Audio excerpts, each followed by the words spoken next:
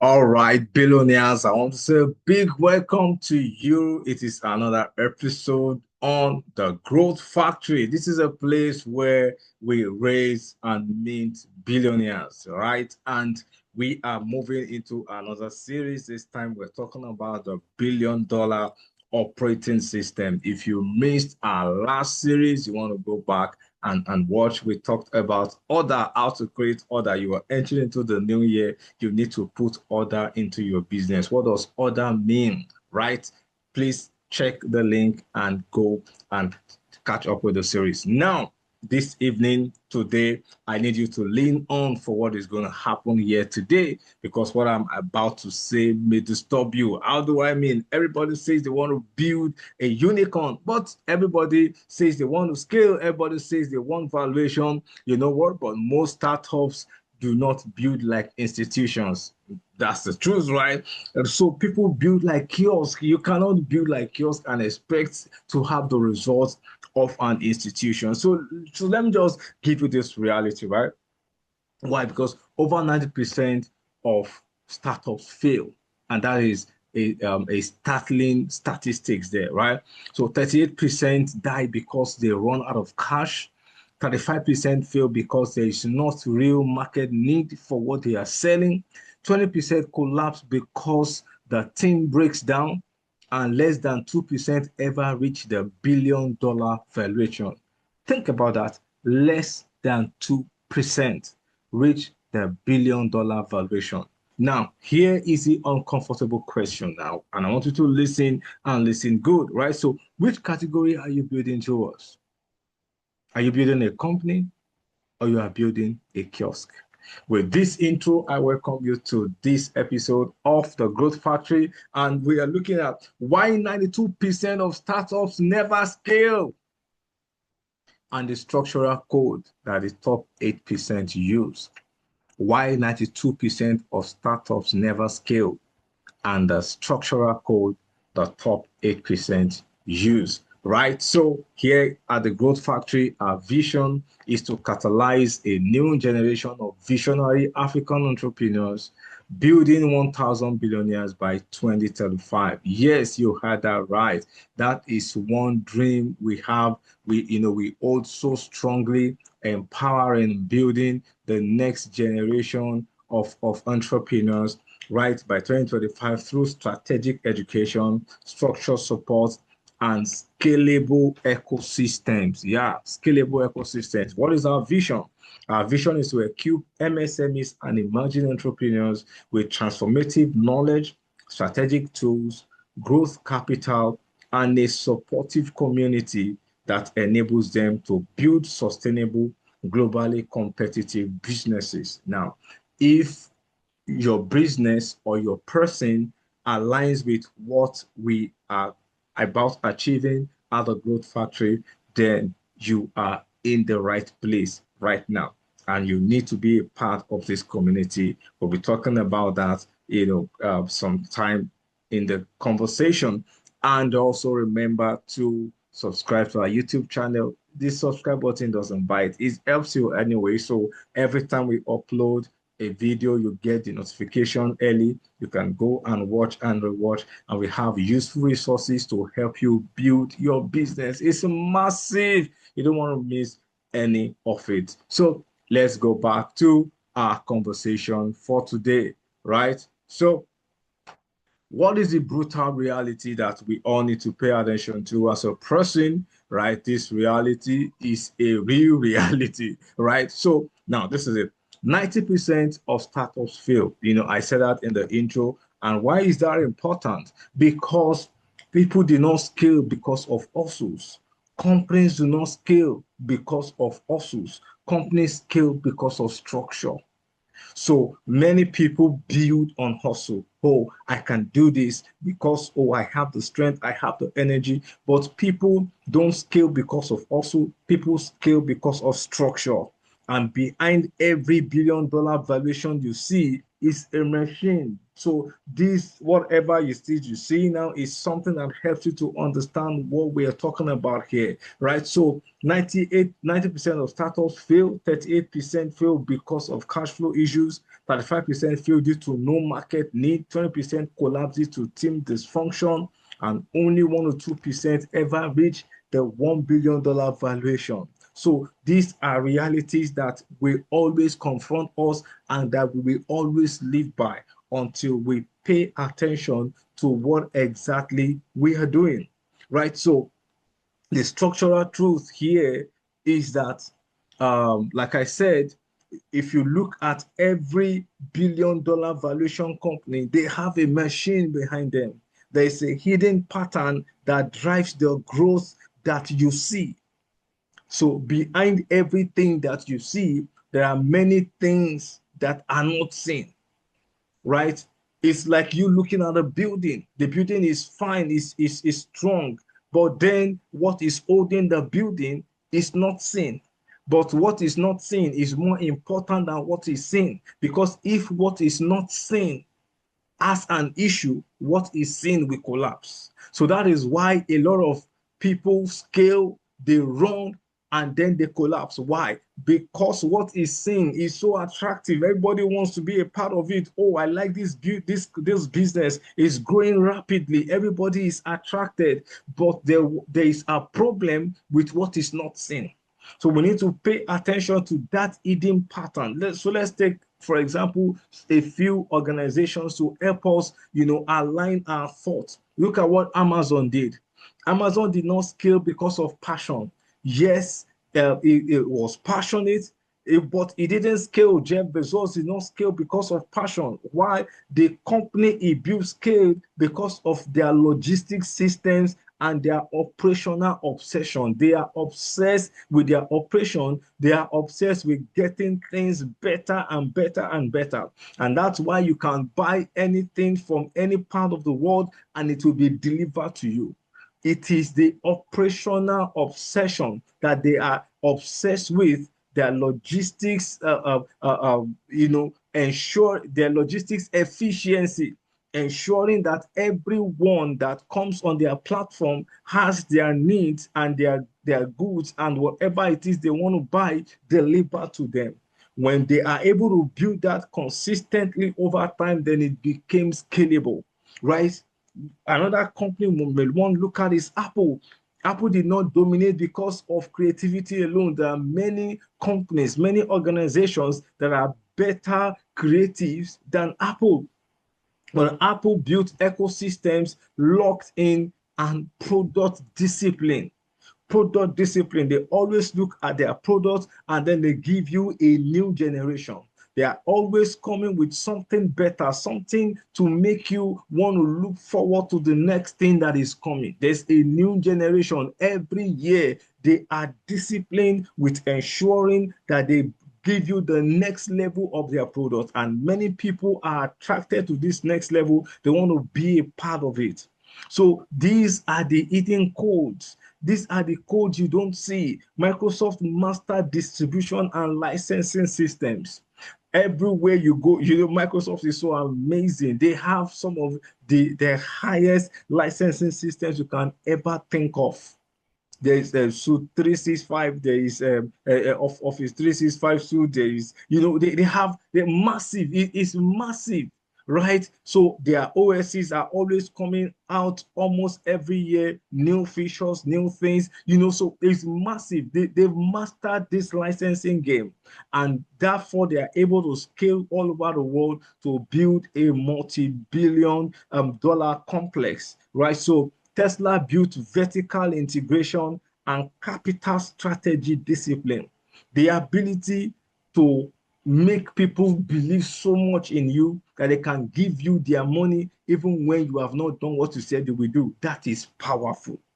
That is powerful, right? SpaceX, for example, I don't know if the guy has ever landed any man in the moon, but the value of the company that has not landed any man yet in the moon is massive.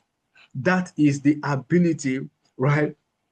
The ability to have that capital strategy. So what is your own? What is your own strategy? What is the hidden pattern, right? So these companies are machines. They've built a pattern. They've built a system. They've built a code, right, that helps them to continue. If you remove the system, that means the valuation collapses. Everything they build collapses once you remove the system on which they are built. So let me ask you a very important question. If you step back from your business for 60 days, let's even say a month. If you step back from your business for a month, 30 days, right?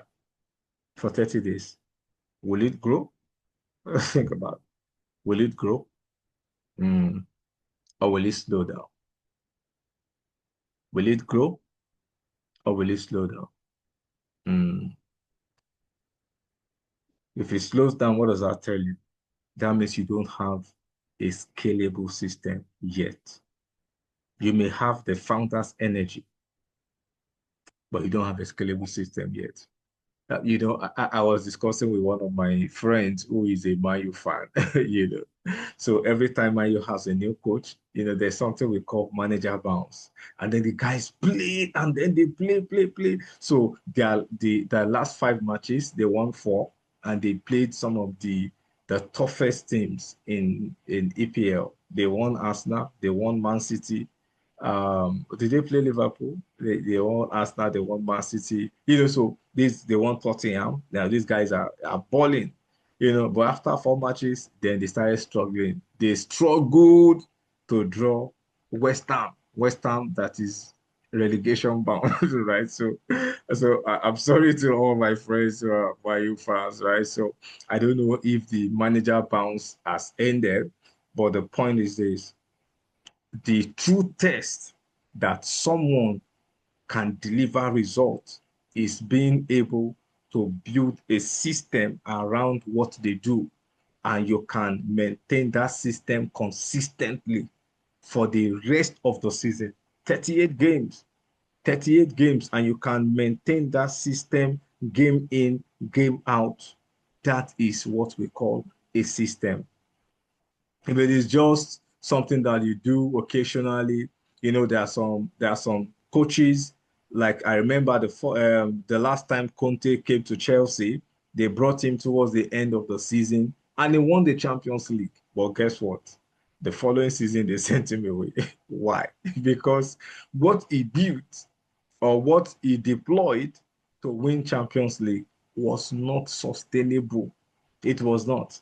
It couldn't carry them. They were struggling the following season in the EPL, so they had to send him away, right? So what are we saying here is that you need to have a system. You may have the founder energy, but do you have the system? You cannot scale your energy.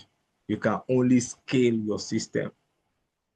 Let me say that again. You cannot scale your energy. You can only scale your system. So let's look at the structural trap that many founders have. It's an illusion, really. Many founders have this illusion, right? So, and these are different categories that we live in all the time. The first illusion is that many founders think that activity is progress. Mm-hmm. You know, Many founders think activity is progress, but the truth is this: busyness is not business. Let me say that again. Busyness is not business. I've seen people who every time they will tell you, oh, I'm busy, I'm busy, I'm busy. But guess what? They are broke.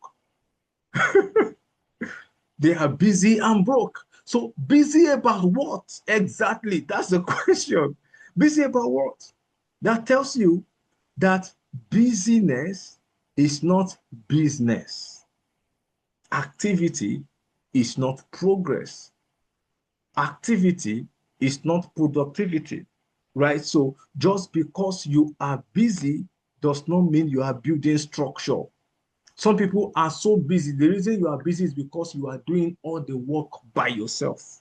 You are the one who will go to get the raw materials. You are the one who will do the production. You are the one who will go who will post on social media, who will answer calls. You would, and yes, let's assume that you start your business 3, 4, 5 months ago. It's understandable. But if you do this for 1 year, 2 years, 3 years, man, you are in a structural trap. You will think you are saving money by doing everything by yourself. But let me tell you the truth. Put a knife on your throat and see what you're doing to yourself. You are actually slitting the throat of your business. You are killing the business. You're killing the business because the longer you work in the business, the more difficult it will be for you to work on the business. Let me say that again. The longer you work in the business, the more difficult it will be for you to work on the business. Where you want to be is where you are on top of it and other people are buried in it, so you can see things from a bird's eye view. You can see clearly, right? So activity is not progress. Illusion number two is that revenue equals stability. If people think that, oh, once I have money, that means my business is okay, you are on a long term, right? So because random revenue is not architecture, for your revenue to be truly stability, there must be a process to it. And that process, everybody that's working with you can understand it. That is when it is scalable. If you are the only one that knows how to make money and your employees are struggling, they cannot bring in money into the business, I'm sorry, what you have is just founder's energy. You don't have a system. You don't have a system. The day you don't sell as a founder, there's no money in the business. What does that tell you? Revenue is not stable. You are not stable yet. It is still your energy. It is still your passion. It is still your drive that is moving things. But there comes a time when your energy cannot sustain because it is not scalable. So we need to understand that. Illusion three is that growth equals scaling. So once we grow, then we can scale.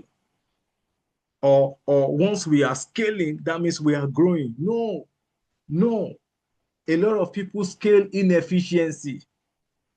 You know what? When your business is small, a lot of things can go, right? You can do some things, nobody would even see what you have done, nobody would pay attention. Why? Because you are still small. But when you are big, then you start attracting big organizations, and big organizations would expose your inefficiencies because they will not take it. The things that you can do when you were small and people would overlook, they will not be able to overlook it when you are big. So growth does not equal scaling, right? More customers without systems will create more chaos for you. I like using this example a lot. You're a fashion designer, right? And then you have the capacity to probably service, let's say, 10 customers a week. Let's assume you can do that. That's not actually physically possible. You're going to kill yourself. But let's assume you can service 10 customers a week. You can do 40 in a month. Then you now say, oh, now that I can do 40 in a month, let me make it 60. Only you want to make it 60. You are scaling inefficiency. Let me tell you what you're going to do. What you're going to do is that you will now start promising people, and then you will keep failing and failing the deadlines because you're taking more jobs than you can ever deliver. So growth is not scaling. What you should be praying for is not more customers. It is more hands that can work with you to build the business, such that you can then double your effort. So if only you can service 20 customers in a month, then you bring in another person to service 20 customers, that's 40. Then you bring another person to do 20 customers, that's 60. So the more people you bring in to do what you are doing and to scale it, then you are growing.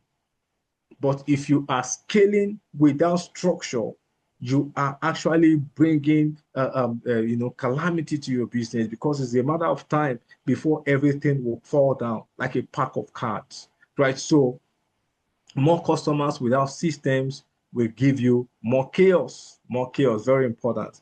The other thing, people feel, oh, once we begin to hire people, that means we have a structure. No. The fact that you hire people does not mean you have a structure. What is your hiring process? What are they doing? Do you have a clearly written job description that shows people exactly what they are going to do, how they are going to contribute to your business, how their daily activity will look like? That's one of the things that I do, right? So I already have a plan for people who are going to work with me, even though I have not, brought them in already, but the document is ready. Everything, your day-to-day activities, everything must be outlined. It's very critical when you are building a structure, when you are building a business. Everything must be outlined. Everything must be documented. Everything must be documented. Because if you can't document it, you cannot replicate it. If you can't document it, you cannot replicate it. We have a lot of that in Africa. You ask somebody, oh, how did you succeed? You know what they will tell you, especially the religious people? They will tell you, oh, it was the grace of God. How did it happen? Sir, I don't know. It is God's grace. If you can't document what worked, you cannot replicate it. A miracle cannot be replicated. That's why it's a miracle. So if it is still a miracle in your head, then you cannot replicate it until you can document it. What are the principles in the miracle? If you can sit down and look at the principles in that miracle, then if you work the principles again and again, then you will produce the miracle again and again. So what you cannot document, you cannot replicate. What you cannot document, you cannot replicate. So let me say this again. Growth without structure amplifies chaos. When revenue doubles without systems, cash flow problems appear. So when you have revenue, you don't have a system, you will think that you have a lot of money because there is revenue. You will not know that you also have your operations expenses, but you are not taking care of it. At the end of the month, you'll be struggling to pay your salaries. You'll be struggling to pay your vendors. Why? Because you don't have a working financial system. Money is coming in, and then that's why you see a lot of African businesses, they get into trouble a lot. Once they see one small one like this, the next thing is that they want to buy a car. Next thing is that they want to change office. They want to so something tells you, oh, I need to buy the latest thing, and then they go shopping and all of that. You are not investing in the business, but you want to look good outside and successful. And after 2, 3 months, they are back to square one, looking for funds again to run the business. The funds that came, you have spent it on lavish, lavish expenses, lavish living that does not impact directly the business you are building, right? So when customers increase without process, service quality drops. When you don't have a process to attend to your customers, and then there is increase, what happens is that the quality of your service will drop. It will drop, like the fashion designer example I just gave. It's going to drop. So it's very critical. It's going to drop. And when teams grow without clarity, your culture will fracture. When you start bringing in new people to the system, no clear JDs, no clear SOPs, and people just come into the business, you are going to break your culture, because you will not always be there as the owner, as a founder. As you bring in more people, the culture is diluted. And before you know it, you look back 3, 4, 5 years and you'll be wondering, how did we get here? Why? Because there is no structure to your hiring process. Very critical. When expansion happens without financial architecture, your margins will begin to shrink.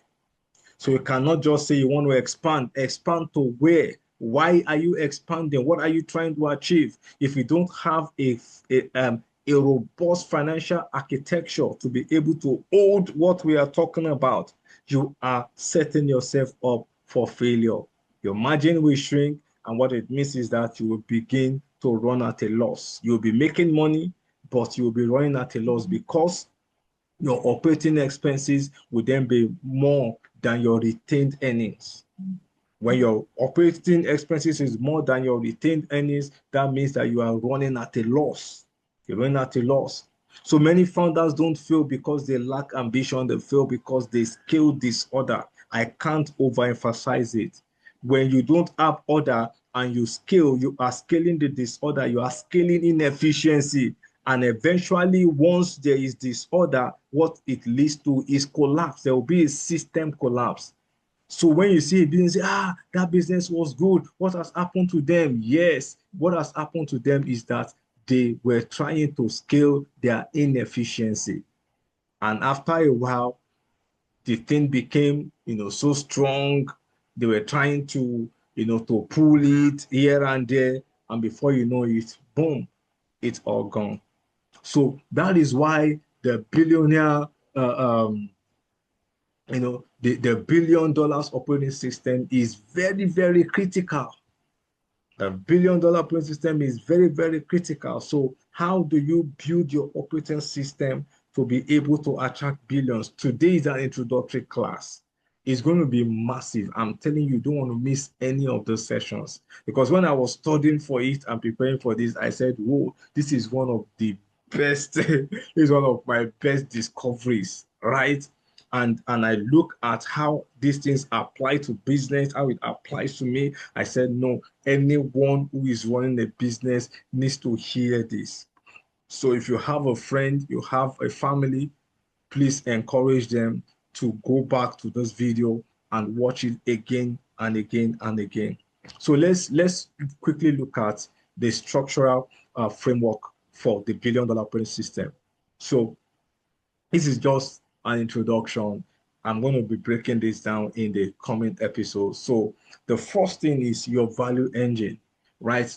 What value do you bring to the table for your clients? What value do you bring to the table? I'm not going to blow it up, but each of these is massive, massive, right? How do you identify value for your customers? How do you help them to see that this what you are doing is something that they should be a part of? How do you sell your business in such a way that people want to do business with you really? So it's very critical. So this is not just structural sequencing, right? This is scaling. Scaling follows an order, right? The other part you want to pay attention to is your revenue architecture. Your revenue architecture. How do you make money? How do you manage money? How do you multiply money? How do you keep money? What is the life cycle of money within your company, within your organization? I learned something about the Japanese a long time ago. I learned that the Japanese have the longest life cycle of money all over the world. And what it means is that whenever money enters the hands of Japanese, that the money lasts longer in their hands and in their communities before it goes outside of their community. So what is your revenue architecture as a person?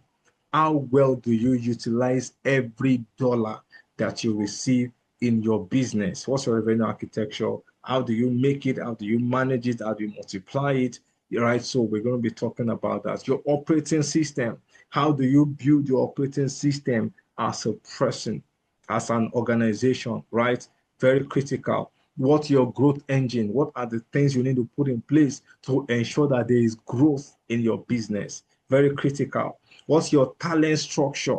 How do you intend to hire and retain the best hands to be able to run your system? Very critical. What's your capital strategy? How do you intend to fund your dream, to fund your business? What's your capital strategy like? How are you moving? Are you bootstrapping, or are you thinking of venture capitalism? Are you thinking of investors, right? So are you thinking of diluting ownership, right? So you need to have a strong capital strategy. And are you someone who is trying to build and sell, right? I like people who build businesses. After a while, they sell it off, they move on to something else, right? So what's your capital strategy and what's your execution discipline? How do you ensure that you do the things that you say you will do, this is going to be massive. I'm telling you, it's going to blow your mind. So I need you to relax and join us for the next couple of weeks as we unravel, this business billion-dollar operating system framework is massive.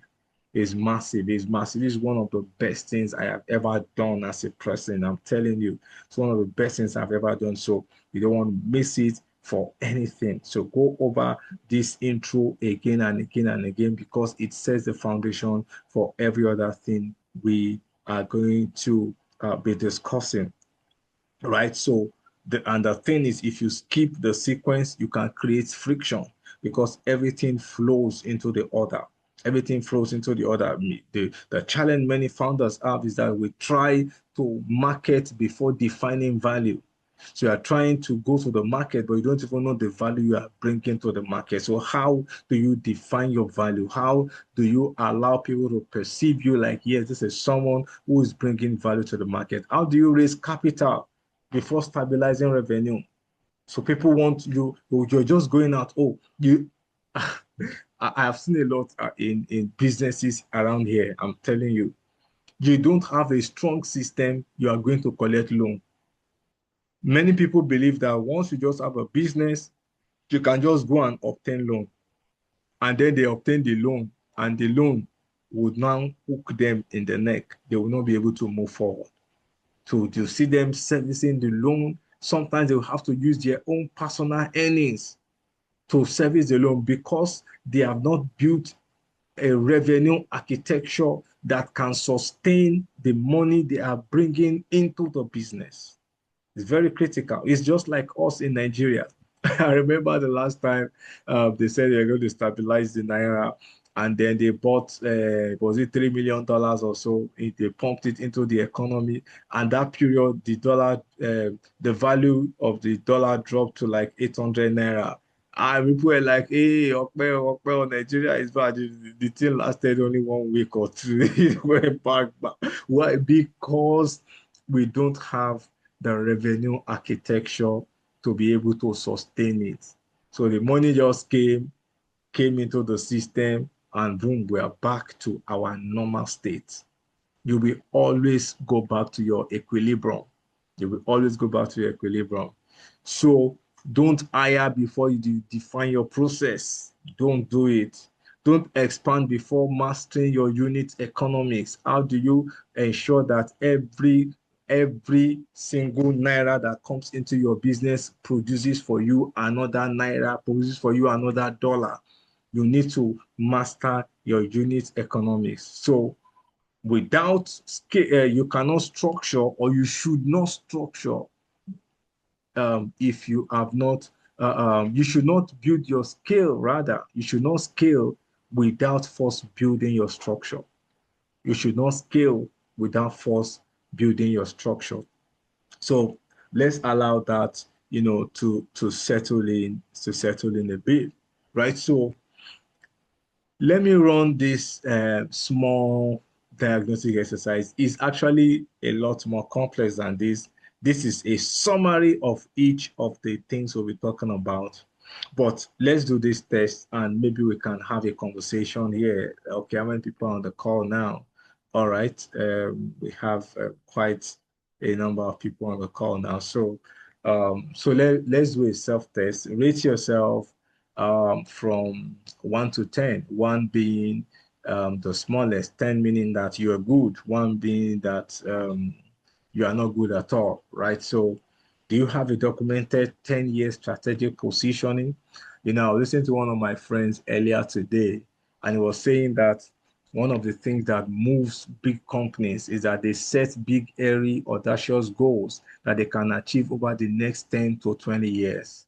For us at the Growth Factory, it is clear, equipping, raising 1,000 billionaires from Africa over the next 10 years. That is our goal. So it's clear.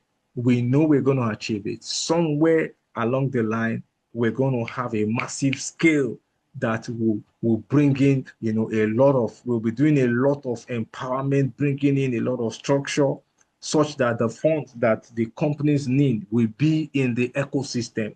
And we're going to be equipping people within the ecosystem. So the plan is there. There's a 10-year strategic plan. So, like I said, we start with the low-hanging fruit, which is the strategic education, which is what we're starting from. So, I want you to do this test, just do it briefly, right? Do you have a documented 10-year strategic positioning? At the Growth Factory, we do. There's a 10 years plan. Yes. In fact, 20 years plan. A 20 years plan. Yes. Number two, is your offer ladder clearly structured? Is your offer ladder clear? Can you show the offer that you bring to your customers from acquisition to them making a decision and then to them making a repeat decision? Do you have a clearly structured offer ladder? Number three, can you predict revenue 90 days in advance? Can you say, oh, this is where we're going in the next 90 days? Can you do that? Do documented SOPs exist, standard operating procedures? Do you have documented SOPs right now for your business? Right? Do you? At the Growth Factory, we do. Everybody has what they are supposed to do. Number five, is your customer acquisition repeatable? The way you get your customers, can anybody in your business do it like you do it and get the result that you get? Is it repeatable or it is just a miracle? Is it repeatable? Number six, is your organizational structure built for scale? I've said this many times and over again, that you can only grow to the extent to which your model permits. You can only grow to the extent to which your model permits. If your model cannot allow a particular level of growth, you are only daydreaming. You will not grow until you allow your model to accommodate that growth. It will not grow, either as an individual or as a person. How you operate determines how far you can go. Trust me. How you operate determines how far you can go. Number seven, is your capital strategy defined? How do you intend to raise funds for your dream, for your business, for that organization? What is your capital strategy? Very critical. Those who win have a strategy. They have an agenda. You are the only one who is thinking that you will just hustle your way through. Successful businesses, billionaires don't hustle their way through. They have a strategy. Number eight, do you run weekly execution dashboards? Do you run weekly execution dashboards to see if what you are doing is actually working? Are you monitoring your progress? Right? So, as opposed to get 80 over 80 if you are 100% good. So let's take some comments before we wrap up the session tonight.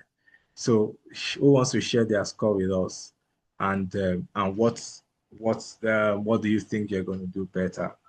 Based on this conversation. Of course, it's going to be something we'll be discussing over the next couple of weeks. But so who wants to share with us? Right? Who wants to share with us? What's your score? And what do you think you'll be able to do better as a result of this revelation you just had? Who wants to share? Bob, Steve, Wale, anybody? Anybody on the call wants to share? Right. My guys are shy tonight, right? uh, okay, so you can just let me know when you're ready, right? So I put before everyone today and everyone catching up with the replay.